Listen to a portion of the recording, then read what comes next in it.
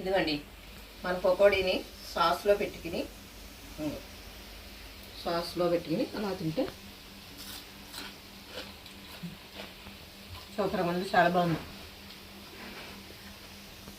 కరకల్లా ఆడుతాను. దీని ప్రాసెస్ ఏంటని చూసేద్దాం. హాయ్ అండి, అందరూ ఎలా ఉన్నారు? మీరు అందరూ బాగాలని నేను మనస్ఫూర్తిగా కోరుకుంటున్నాను. అలాగే మన ఛానల్ ఎవరైనా కొత్త వారు చూస్తే వెంటనే సబ్స్క్రైబ్ చేసుకొని పక్కన ఉన్న బెల్ ఐకాన్ నొక్కండి. మీరు సబ్స్క్రైబ్ చేస్తే నాకు ఎంతగా సపోర్ట్గా ఉంటుందండి. మరొక వీడియోతో మీ ముందుకు వచ్చాను. ఈరోజు వీడియో వచ్చింది మన పకోడీ అండి. పకోడీ వేసుకుంటే నూనె లాగేస్తుంది కదా, అలా లాగకుండా సరైన మెజర్మెంట్తో మనం పకోడీ వేస్తే కరెక్ట్గా వస్తుంది. అదొకటి.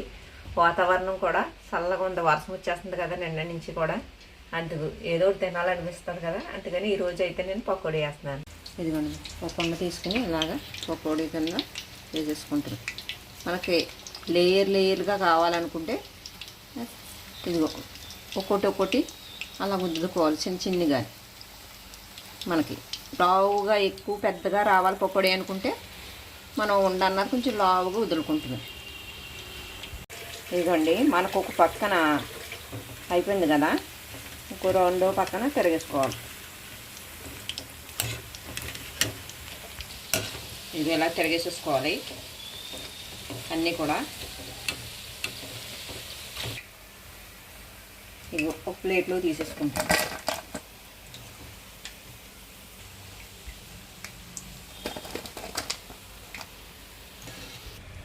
మళ్ళీ నెక్స్ట్ పిండి కూడా మనం ఆయిల్లో అలా వదిలేసుకోవాలి. ఇది కూడా మనం తీసేసుకుందాం. ఇదిగోండి మన వేడి పకోడీ రెడీ అయిపోయింది. వర్షం చూసారా, చల్లగాలికి మనకి పకోడీ వండుకోవాలనుకున్నాం.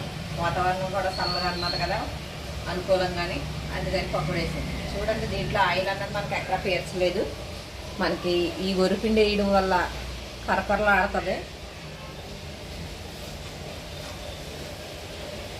ఇంకో సౌండ్ చూసారా, కరకరలు ఆడుతుంది. చాలా బాగుంది.